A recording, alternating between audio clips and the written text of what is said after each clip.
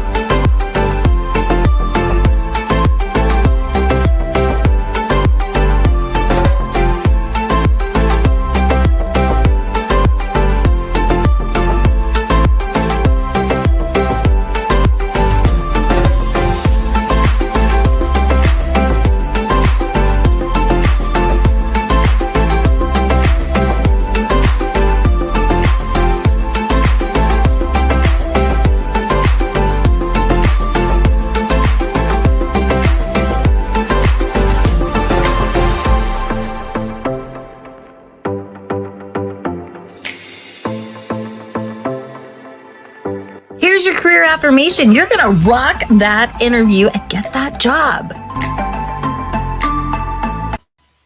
Hey everyone, I'm Anna Morgan, your career BFF, rescuer of animals and careers. Right, Rora? I help lost job seekers go to confident job closers. I'm the creator of the BFF method, which is a strategy for job seekers to become more confident by using the behind the recruiter curtain concepts, the focused and fulfilling strategy, and fabulous self-love. And today is Ask Me Anything. So I'm so glad you're here. Please say hello in the comments. I am trying to catch up here. Doesn't look like I can see any here on StreamYard, but I can see them on LinkedIn. So happy Thursday. Rora, do you have anything to say? What is that? We have a special guest today. No one guessed who our special guest was. She has 10 years of experience in education, customer success, and administrative office operations. She is a self-starter, naturally curious. She's an interviewing maniac right now. Couldn't be more excited for her. She is a job seeker, and she has graciously offered to come on today to be the person that asks me the questions. So if you have a guess of who this amazing mystery person could be, please make your guess in the comments, because it is 12:04, and without further ado, we need to bring our special guest that's other than the amazing Princess Aurora, and we will get started. Hi, Maria. Good morning. We have Orlando in the house. Awesome, awesome. All right, so without further ado, I love it. Thank you, Maria. I'm going to bring my amazing career BFF, who is someone that inspires me. She takes massive action to create results, grows every day, gives back to her community, job seekers, coaches, leaders. So welcome, my friend Amanda. Hello, how are you? Hello, good morning. It's still morning where I am, so I'm still going to pull the good morning. Perfect, perfect. Well, you and I have gotten to know each other through the Job Connection Tuesday group, and so grateful for your friendship and that you're willing to come on and kind of be the person that interviews me today. So I know I kind of gave a high level about you, but it's always going to come, better out of your mouth. So why don't you tell our community who you are, what you're all about, and then we can dive in. sometimes I'm like, other people's edification really just does it justice. So as Anna said, I'm also a former educator, a special education for the last, I was in the classroom for 4 years, paraprofessional, and worked in an ABA-based school. Now switching into customer success. And I am super excited about being here. There's so many things that come from special education into the customer success space. And on top of it all, I work with burnout prevention, burnout strategies, and being able to support in several different aspects. I started in education burnout and have kind of dipped my toe in entrepreneurial burnout prevention strategies as well. It's a hot topic. And I mean, I've shared with you and folks honestly here that that's part of the reason that I have focused or the fabulous self-love and self-care, because this is a journey that the majority of us are on, and, you know, finding tools and best practices to avoid that crispiness is so powerful. So for those of you that are not aware, I have a Dear Career BFF link, and I will put it in the chat. That is a safe space where people can ask questions. Today, Amanda and I have gathered a couple questions that have come through just mutual connections, folks that I've coached in the last week or two, or that have come through this link. So with that, I am going to turn it over to you and do my best to add value and answer these questions in a concise way. I kind of feel like I'm on the interview panel right now. And at the same time, if anybody has any questions that you want to ask right away, just throw them in the comments. We will get back to them as we go through. Absolutely. One of the big ones right now that I have seen is navigating talking points around a company that you really did well at, but you left because it wasn't a good fit. So they hated this particular company, but they did okay with the job. How do you talk about that either on your LinkedIn or within the interview space? Okay. Absolutely. And I'm sorry. Of course, the lawn people are like hedging the bushes right when I'm going live, like outside my window. So, you know, then the dogs might start howling as well. So what I heard was, how do you answer basically the question, like, why did you make a move, or why did you leave? What was your reason for departure? And unfortunately, many of us, and I shared in a post today that, you know, my layoff was, you know, likely in a direct result of a toxic bully management relationship that I had, right? So, you know, I always try to answer these questions from a place of personal experience. And, you know, what would I do? Because I'm never going to give someone suggestions if it's not the actions or the walk that I would be willing to take, right? You know, the first thing, it's always hard to make a great first impression when you're complaining about something, right? So, you know, I always would focus on what I learned through the experience, how I leveled up, and, you know, I reached a season in my career or a period that I felt like I had outgrown the department or the organization. And so I started lifting my head to explore new opportunities. Now, if I left and I'm actively in job search, you know, I would just say that it could be, because I hear this a lot when I'm interviewing, is that people pause to take care of family members. You know, we have a lot of boomer traditionalists where folks my age are having to take care of parents or sick children, or having to step back into the home to homeschool. So there's a lot of different things. I mean, I believe in honesty and transparency. Anytime I have seen clients try to like stretch the truth or not be honest in a way, it ends up kind of coming back and like biting them in the hiney, honestly. So, I mean, it's all about focusing on the reason that you left had nothing to do with your performance or your abilities, but we have to articulate where we're looking to go, right? A lot of job seekers will say, well, I left because I'm just looking for more growth. Now, the downside to that statement is the recruiter might be like, oh, well, we have growth opportunities here, but is that going to be fast enough for him or her, right? Because are they looking to climb the corporate ladder and make a move every 6 months or every year? So the way to solve that, to add, some depth, is to say you're looking for a position of growth that either offers like 1, 2, 3, the key things that you're looking for, or speaks to that specific goal. I'm looking to move to a talent manager position versus an individual contributor. And I wanted to take this time to network, level up my skills, get a certification, and move into that next logical position for my career. Is that supporting? Mm-hmm. Very much so. It's still that trying to answer that question, why did you leave a company when you left because you didn't like the company? How do you keep that positive it's conversation going when you don't have anything necessarily you're like, positive? that place was a total show. And I mean, I had someone say to me yesterday, like, I don't even want to update my profile to reflect that I actually worked for that company, because she had like gray boxes.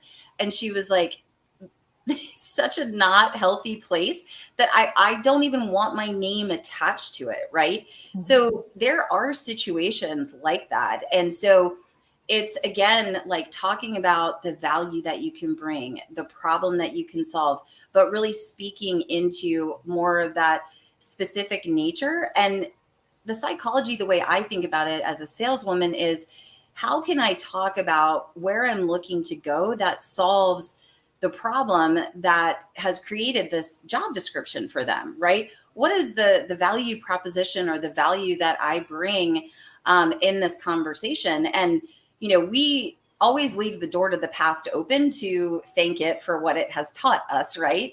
But we don't have to highlight that it was an unhealthy environment, so focusing on the positives, your performance and, abilities, and speak to those specific goals.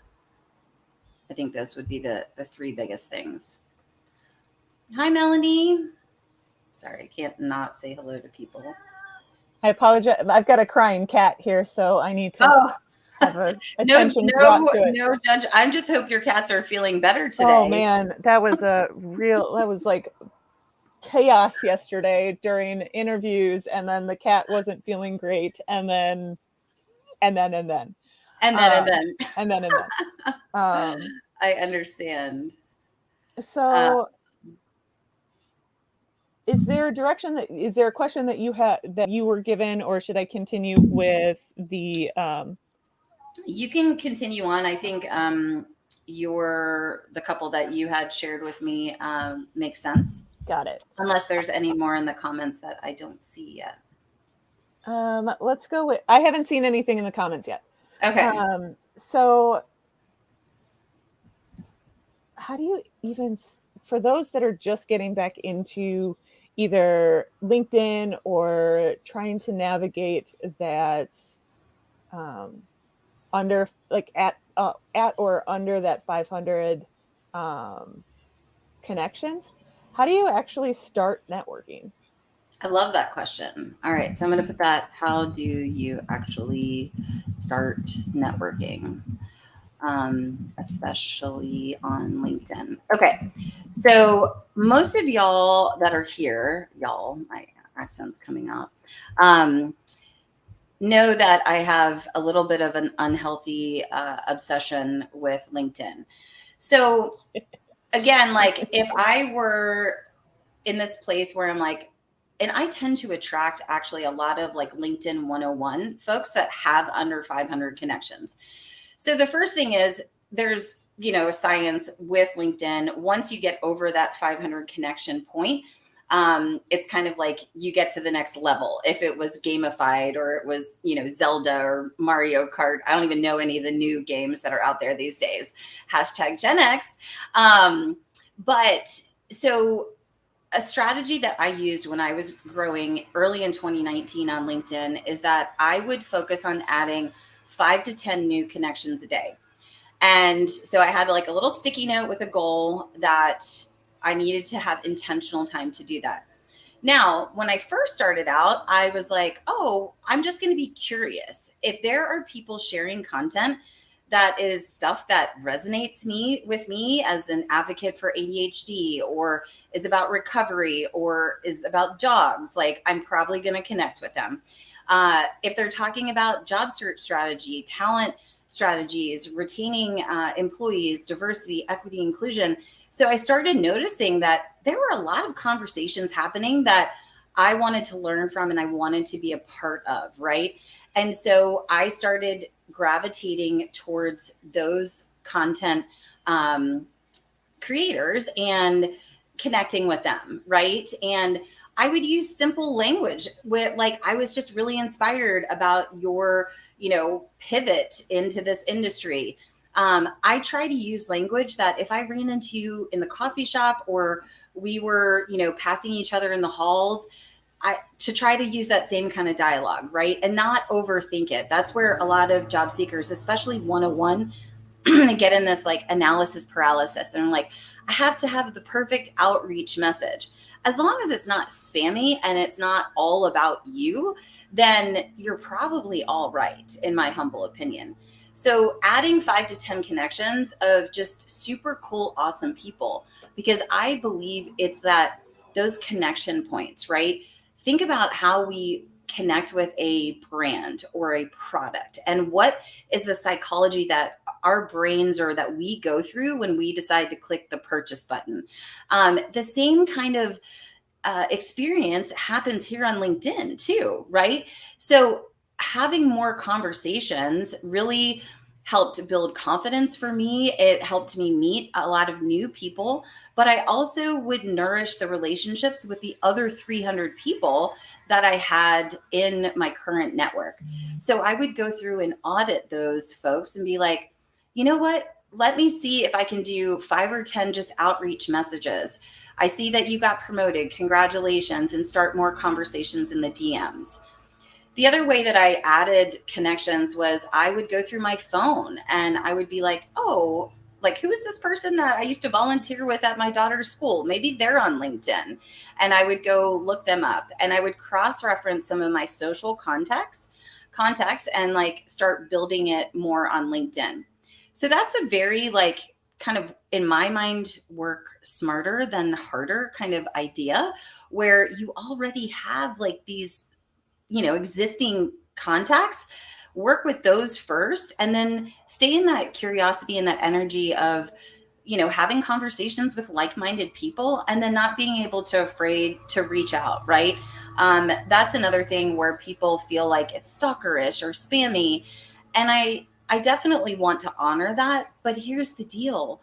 We network in a much different way than we did 3 years ago in this digital space. And so a lot of times I feel like our interaction with each other on the platform is very similar as if I was walking into, meet you at a coffee shop or walk into your office. Like a lot of the decisions or like, how I decide to, nourish a relationship or move on, might be based on your profile, your picture, the things that you're sharing, just the general vibe that you're emulating on the platform. So how do you actually start networking? Work with the existing contacts that you have a little goal to add a handful of connections a day, and try to not overthink your conversations and your outreach strategy. And I'm just going to put this out here. If you get a recommendation from somebody that you should follow this person because they're in the same line of space and they're really big in that network, and then you start seeing their content and their content doesn't match where you want to go or what you believe, it's okay to unconnect. It's okay to disconnect. It's okay to just maybe mute their content. I didn't realize that I could, like, it's one of those things that this is a space that you can cultivate too, because you want to find places that you actually want to work. Not so the people that are promoting that environment you can say no. It's okay to remove somebody from your content. 100%. Like I use I manage my direct messages with authority, and I use the block button liberally as well. And this is just an invitation and reminder to do the same. Our mental health and the burnout stuff that we're dealing with, and just all the little things, the shoelace moments that lead up to just the mental twist that comes with a job search. Like, you have to protect your energy. And if that content is not serving you and elevating you, or making you, inspiring you to think differently, or to dream bigger, to do different things, then you can mute, block, move on. And, I think this is another thing that we get stuck in, where we're like, oh, well, we have to have 500 followers or 500 connections. No, not at that cost, right? Slow and steady is going to win the race. And I am a perfect example of that. I'm not one of those people that's like grown overnight. I am selective with the people that I connect with. I mean, my profile is set up where people can follow me, but I am not all about the metrics and the vanity, because I want to connect with my audience one-on-one. And there's a very certain type of person that I want to work with, that identifies with the underdog mentality, that has a similar story, that has been a little bit of a career misfit, that has, some stuff that they're working on. I mean, that is, the person that I'm looking to speak to. But I'm also here to learn from other people, because I consider myself a lifelong learner, and, never have this coaching, job search, recruiting thing completely nailed down, because it's always changing, right? Somebody asked a really fantastic question in the comments. What if a random person wants to connect you without a personal message? I'm sorry if I'm laggy. Oh, you're good.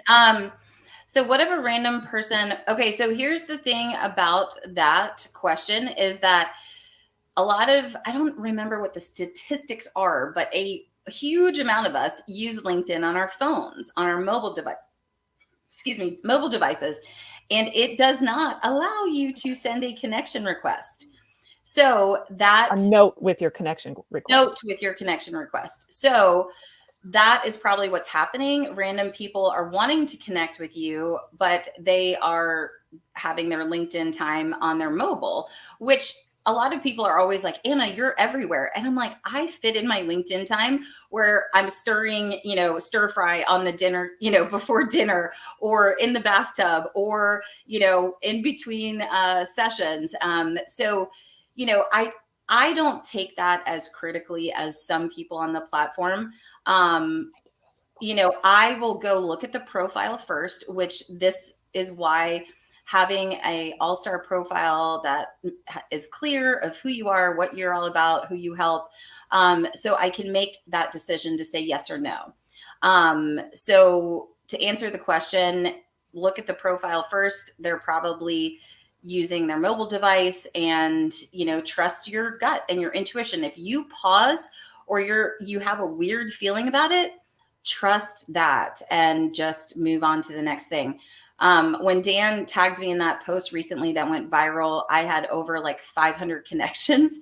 So I had to go through and, look at all those different profiles and make those gut check decisions as to, are these people, in alignment with the way I think, where I'm wanting to be challenged to think, that I want to build this community with, right? So it's tricky. People are like, oh, I don't want to connect with people I don't know. And I'm like, I know we tell our kids that, but once you're 18, like, the more people because they say, this is where the value comes in. And especially in these hard times, our network, the people that we know, that we've had these relationships with, can really come through and support us in ways that we never imagined.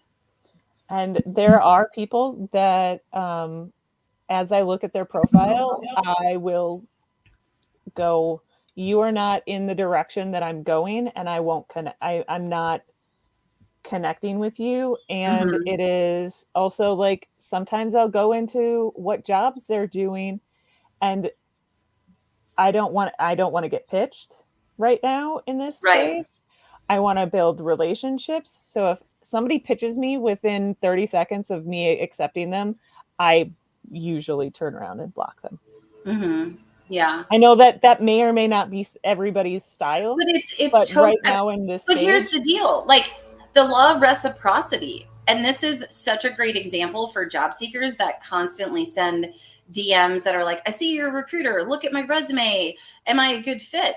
To your exact point, it's the similar energy when someone tries to pitch you buying a franchise or get more leads. And it's like, you have not earned the right to make that ask of me at this point, right?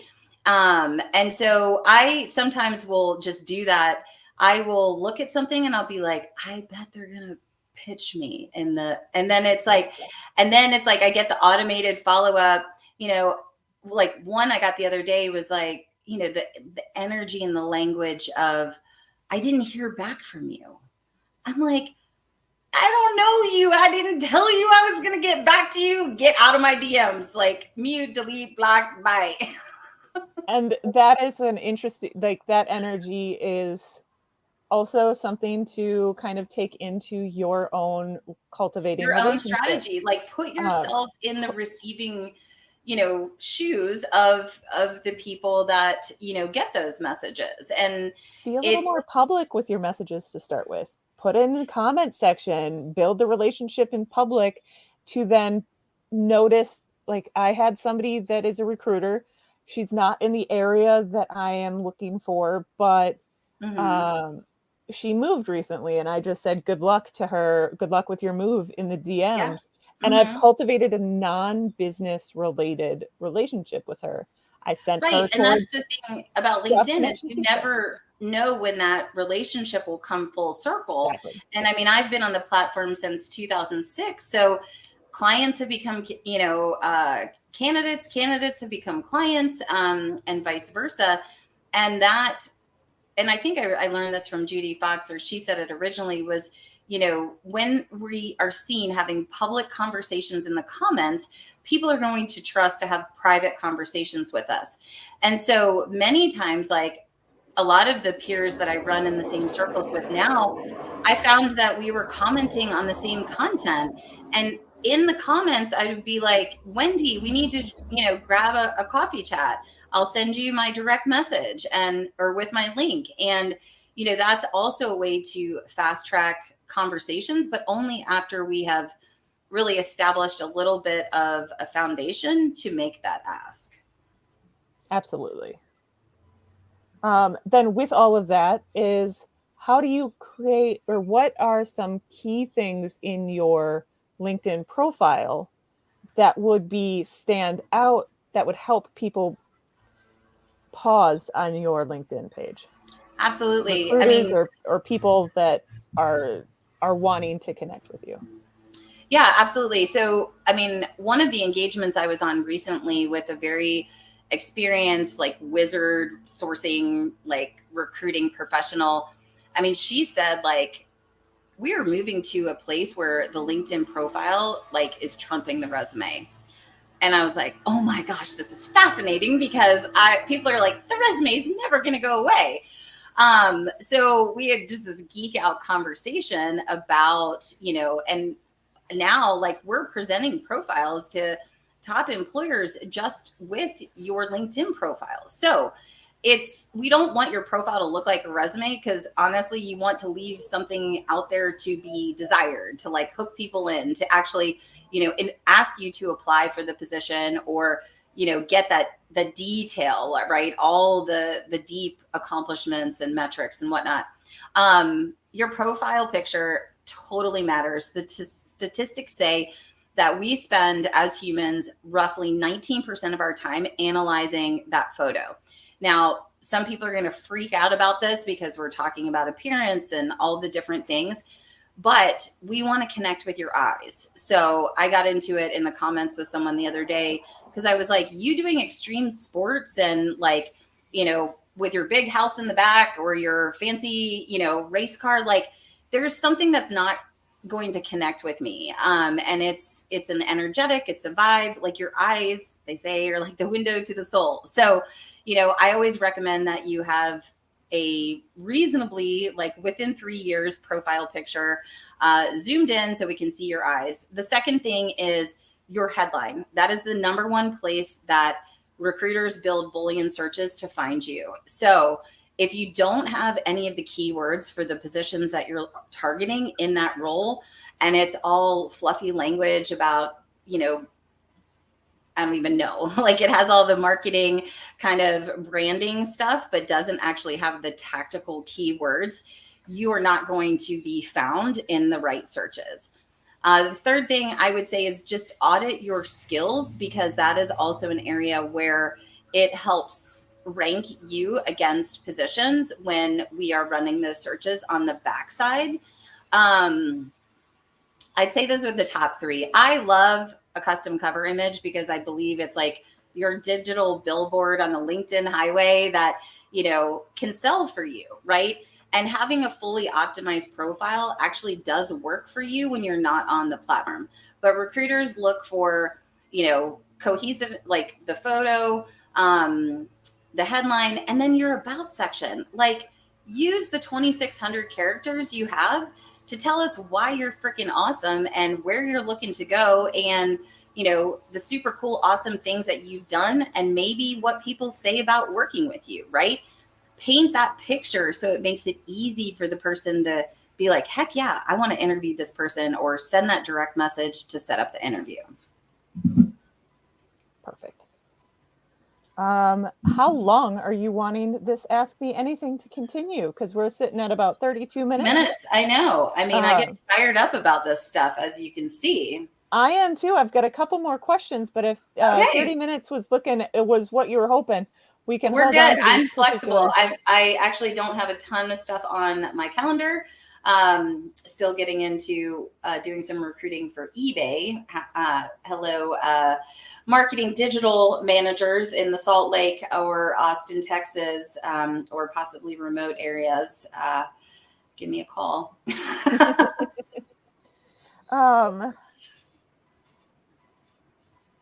So with the LinkedIn and resume, wanting to kind of marry the two together, not too much, enough to be cohesive, but but both of them telling separate stories. What in your resume makes a recruiter pause for an extra 2 seconds? Because we all know that they look at it for 6 to 10 seconds at a time. So what are some things to be able to make sure that your resume has to either make it easier for the recruiter to read, yes, or for them to pause for that extra 2 seconds to read what you have actually put down? Absolutely. So any content that is above the fold or the first quarter of the resume is really important because that is kind of the hook worthy content, right? So if you are spacing things out too much at the beginning, like you're running the chance of people not scrolling all the way down, right? I tend to look for the different titles, and I also read, the summary.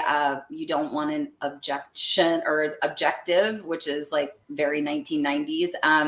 More of that summary, right? Like who you are, who you help, what you're all about. Language that kind of draws you in and sets the stage in the resume of where you're going.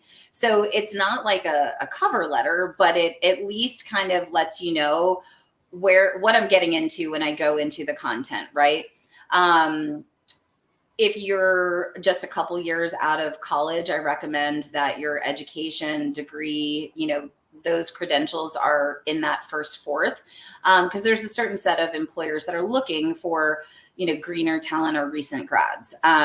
If you have 20 years of experience, doesn't need to necessarily be on that first section, depending on your industry, right? Like some roles in education might be like, I have to have a master's. So read your audience. I mean, I'm a generalist, so I've looked at resumes across every industry. So take that with a grain of salt. The other thing is just formatting, right? I mean, I'm not a big fan of glamour shot resumes, overly formatted or, super Canva-y per se. The best thing about an ATS is it just catalogs the resumes as they come in. There are times where they won't convert like a text type of document, maybe from like a really old computer file. And they may have trouble opening some of the more creative resumes, but a PDF or a Word document, and I've worked on probably 8 different ATSs, so I can say that confidently. But the formatting matters. Like, too much word vomit and crammed in a lot of different spaces is so hard on our brain, right? So sometimes it's about going in and taking out the wimpy language, really tightening up, making sure things are in past tense, and then also making sure the dates line up roughly with your LinkedIn profile, because if there's a big disparity, that might leave the recruiter being like, is this administrative error, or are they flexing on their dates and they forgot to update it on LinkedIn? Because you have to remember, recruiters are like, the research and connecting of the dots that they do are like FBI agents. I'm convinced. So just make sure the content above the fold is not too busy. It's clear. I like to have at least 2 or 3 of the key words of the positions that I'm focused on. And that might be the area that I would more highly customize depending on the position that I was applying for. But I'm not a huge over customize your resume. I always say spend less time editing your resume and more time trying to talk to people, start conversations, and network. And I'm just clarifying, above the fold is above where you start your education, your career. Yeah, just, above the half part of the resume, essentially. Yeah. All right. What about, okay, there's a pretty big lag on the live piece, unless I'm just behind. Oh, this one's for me personally. This is a me thing. What do Okay. you do when it's been an extended period of time that you have not been necessarily getting the resume, the positive reinforcement, aka interviews, from your resumes that you send out, and everybody around you is saying your LinkedIn looks fantastic, your resume looks fantastic, you are doing everything correct?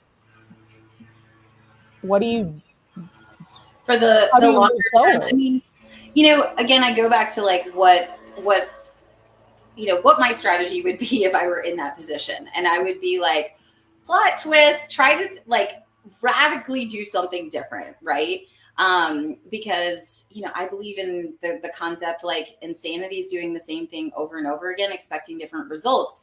So if we know that you're showing up the right way in the interviews, that you're getting traction in different areas, right? If there's areas that one is stalling, then that's typically an indication where some of my clients in the past will, they'll be getting into second and third round interviews and then not closing. So that means that there's an area to kind of break down and look at how they're interviewing, right? Or their follow-up strategy, or how they're managing these opportunities. This is a topic that I don't see a lot of people discussing, is opportunity management, right? Now you have that great attention to detail, that kind of project management side of you that I've seen that you're very vigilant in, who did you talk to? What did you talk about? What's your next step, right? I would say the majority kind of lack that forward thinking, kind of documenting the process. But I always think about it in a sales funnel way, right? What are the actions that I can be taking with these people to continue building that momentum and that trust. So one, and I was telling another client this the other day, I'm like, have you kept in touch with all the other recruiters that you've spoken with and interviewed with? And so we wrote like a little like back to school update. And so I tasked her with like, because these are all relationships that you've had some kind of communication with. So instead of always looking outwards, like go back to those people and be like, we know it's not personal, it's business and things don't work out. But I can tell you as a recruiter, it's usually only a matter of time that, a position opens back up. And the easiest way for someone in a longer term search to stay top of mind is to reach out without expectation, right? Send a direct message to those couple recruiters that you got the thanks but no thanks from. Wish them well. Ask them how they're doing. Give them a quick life update on you, that you have completed the certification, that you're still looking for customer success, operations positions, so that you're painting that picture for them and helps you stay top of mind. And then they might be like, oh, I remember her. Like, she was great, but she was the second or third for that particular position. And there's nothing wrong with that. I mean, we are in a highly competitive market. So work with what you have and don't be afraid to go back to some of those people that may have felt a little bit more transactional at the beginning of your search, because those might be like little, pieces of coal. Once you buff them off, they're actually diamonds. And I'm thinking also for those people that are not getting the interview, the ones that are continuing to apply, but not being seen in that application process, where I'm getting up until this week, this is the most amount of interviews I've gotten in a minute. Well, so, I mean, you might want to like look back and be like, okay, what's changed? Because it's also like what we focus on expands, right? And if we're in this energy of like, get after it, I'm going to network more, I'm going to show up more, I'm going to comment, engage without like, expectation, like you're basically just positioning yourself like in this energetic place of being like, okay, I'm ready for whatever is going to come this way. And sometimes that just like mental shift can be so powerful, right? But the tactical side, right, is looking at, what are any, if any, the behaviors that you've changed? How did you tweak your resume that is, from what it was 4 months ago, right? We know the market is changing quickly, right? And oftentimes folks that are in longer search, we don't realize that the networking, the conversations that we had 4 months ago are probably actually building that acceleration now, which is hard to see and like hard to wrap our mind around, which is why I coach to consistency on LinkedIn, that your networking efforts like may not be lightning in a bottle and blow up and just be all the miracles at once, but it's like this slow, steady burn that all of a sudden opens these doors and establishes a different level of trust. And people are like, I've seen Amanda. How do I know Amanda? Amanda knows John, who knows Anna, who knows Don, and it just creates this ripple effect. So it's, there's no, again, no perfect answer to it, but I love that you're still in that curious mindset, right? Like what's changed? Is it something that changed internally or externally or a combination of both? Yeah. And it's still like, an interesting road, because again, I've had my resume looked at numerous times and they said it looks great. I've had my LinkedIn looked at several times and people have said you only have to tweak one or two things and it's minor, aka a spelling issue for me. There's probably a few on mine too. I'm sure there's spelling errors. But it's more of like, how does it's we could get into this particular topic for a long period of time. For anyone that's in a similar space is just to keep up the engagement, right? Keep having the coffee chats, asking for the informational interviews. Make sure that you're, working from a target list so that you're not going down these rabbit holes and, just spending hours in your job search, right? But that intentional engagement piece really amplifies your leadership voice on the platform and really starts building your brand. Hey, look, we've got friends in the comments. I know. Hi. Their ears must have been burning. I don't think I said Claire's name, but I definitely said John's. I'm curious if Dan's live is still going. It's not usual that we cross, but that was a amazing conversation that was happening. I look forward to going back and seeing the content. But I think I asked. Yeah, John and I are like this on the struggle bus on trying to get people to see us, because we are doing the work. We're putting in a lot of time and energy and effort, and when we put in the application, it's hard to stand out when you have 150 people that are actually applying for the same role, and you don't have direct experience, and other people might. Well, and I'm not sure if I told you this story. Like LinkedIn messaged me the other day and was like, "Hey, there's a senior recruiter with DoorDash. Like you should apply."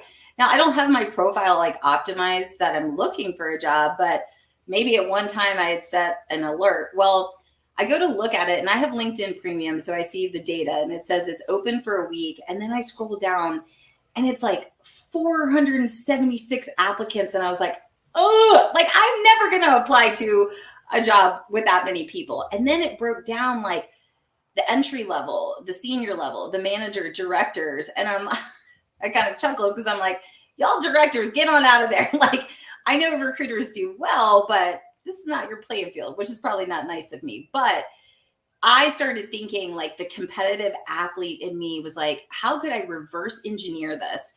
And like, this reminds me of a caterpillar story where all the caterpillars like climb above each other to get to the mysterious cloud, which is maybe the dream lead recruiter job at DoorDash. But it was like, how can I figure out a way to get to the top and without the struggle, right? And in the butterfly analogy, it would be like, I would just go turn into a butterfly and fly to the top, which would look like doing the research on the key people at DoorDash and figuring out how to create a conversation, a connection, a bond, some kind of trust to build that momentum, right?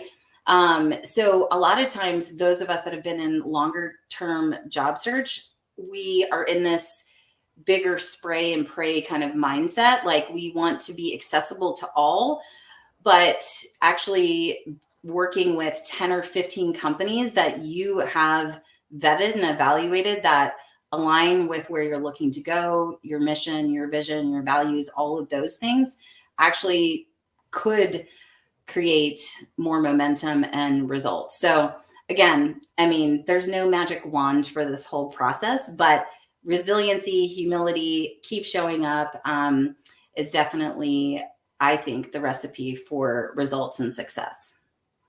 The answer is yes. Please ask another question. And then Wendy. I know Wendy. It's okay to take a break. Faux show.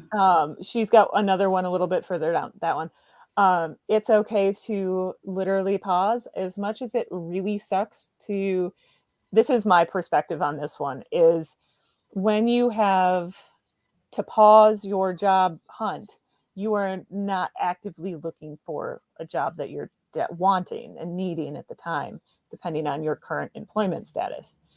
But it's like staring at something like this for too long. Mm-hmm. If you don't remove yourself from it, you then no longer can see why you're doing it, what you're doing. And wow, that sounds like a very familiar conversation that we had. I've had this particular conversation for a hot minute, and this is where I stand on a lot of different topics.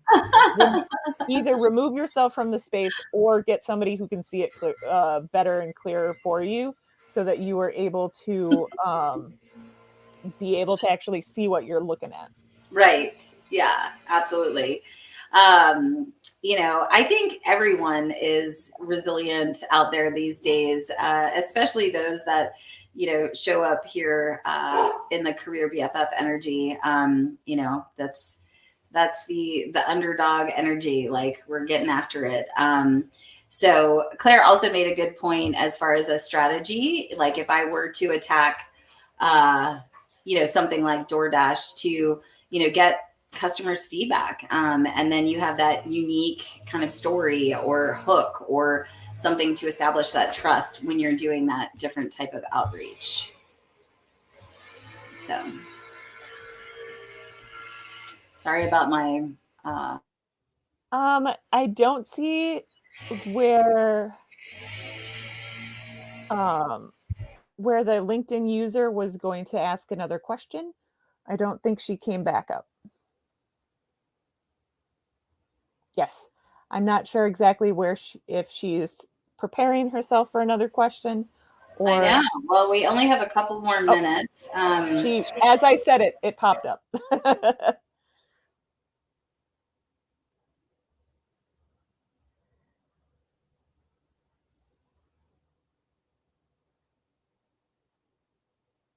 Can you read that? Because my yard people are really loud. Yeah, I've applied for a position, had 2 interviews, sent thank you email. A few days later, a reply saying it was nice to meet you. The process is now stretched a bit, and they're initially connecting about an open role and will follow up with me soon. No idea what this means. Am I just being brushed off? Well, I mean, good question. We don't know what's going on behind the scenes with a company, right? And I always try to encourage people to keep an open mind and offer some grace in this area, because leaders are having to really make a lot of tough decisions right now. And we also are ending the summer, which is a lot of summer vacations. So corralling hiring managers. So I'm talking from the recruiter standpoint. Scheduling interviews is like the bane of our existence, and getting feedback, right? And a lot of times recruiters are having to educate and advocate and work with hiring managers to ground them a little bit in their expectations of what we're seeing in the market. So I would suggest to, follow the key people that you interviewed with on LinkedIn. If they are showing up in any way, shape, or form, find a way to show up where they're showing up. So if the hiring manager that you interviewed with, you're following them and you see that he or her is liking or commenting in a certain place, like if you can show up and add to that conversation, it actually goes, oh, that hiring manager's like, I remember Amanda from that interview. And then it might trigger them to go back and be like, do we have feedback on Amanda? Like, oh, you closed that position, but she actually might be good for this other role. That has actually happened to me before, where a job seeker engaged in my content and like I had closed the loop with him. I saw his name. I had a new opportunity that came in and I was like, oh, perfect. So also, just gently follow up. There's nothing wrong with being pleasantly persistent, because recruiters' inboxes get crazy. That's what I have done because of the fact that one of my jobs that I have been interviewing with has been in, let's see how I can say this, has taken a lot of time to get back to me. I started this interview process in June and it is now August. So I send a email on the same day for the last month to say, hey, where are we at? Is there any moving forward? Where are things going? And it's a direct email, not a message on LinkedIn, because the person I'm in contact with doesn't actively use her. She's on LinkedIn, but it's not active. And I know that her inbox will be somewhere where she will respond to me. which she will get another email tomorrow if I don't hear back from her. I think that is a good point. She's the most awkward dog ever. And to her point, I mean, if you have interviewed face-to-face with someone for more than 15, 20 minutes, like, I feel like there's nothing wrong with connecting with them. And for whomever's asking this question, this could also be a touch point, right? I think about the number of times that we engage with the people that make the decision about hiring us is also like an exercise in sales. They say it takes like 7 to 10, sales calls or touch points for people to make a decision. So, leverage that. And that's a way to be visible. You're like a contortionist over here. What are you doing? Sit up, girl. And if you do connect with them and the hiring manager goes with somebody else, that doesn't mean that you really like the company. So you want to connect with people that are working within that space. So if this particular role doesn't work out, maybe down the road, you will post something or you will comment on some of their stuff and you will just stay fresh in their mind to be able to pop up when a new position absolutely rolls out. Just don't be awkward like this one. So I thought I had plugged. Oh, I don't have my computer plugged in. And absolutely, I need to put business development and marketing on my resume now because of the fact that I have been marketing and selling myself for the last. What a great story! 8 months. I love that. Yes, job search and business development. I mean, that's what I've said before. I'm like, if you're struggling in your job search, like, go get like a sales 101, book, or reach out to someone that is a seasoned salesperson and, ask for some mentorship or guidance, because there's very, very, very similar tactics of building your pipeline and having certain activity. Like, obviously it's totally okay to take a break, right? And step away from all the things. But if, activity drives conversations, the more conversations we have, the more likely we are to convert to different opportunities. And I just love LinkedIn as a place to, keep learning and having those conversations. So fantastic. Well, Amanda, you and I, we are known to just end up blabbing and talking for hours on end. And I so appreciate you being my mystery guest today.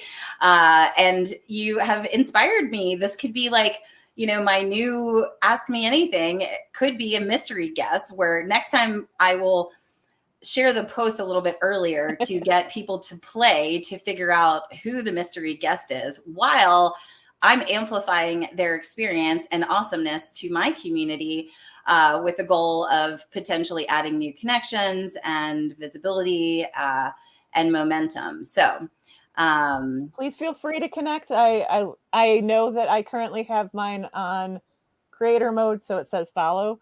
I actually am fine with connections. Just write me a note where you found me, if possible, and then I'll be happy to connect with you. Fantastic. Well, sending you amazing job searching vibes, continued successful interviews. I'm so thrilled that you're getting the traction that you deserve and getting that visibility as well.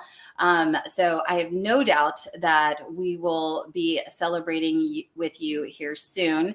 And thank you for being of service and jumping in here to make this time for me going live a little bit easier and just being the person to ask great questions and keep the conversation going. Okay.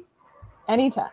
Awesome. Thanks everybody for joining. See you next week for Behind the Recruiter Concepts. See you then. T-minus 30 seconds. That's not the one.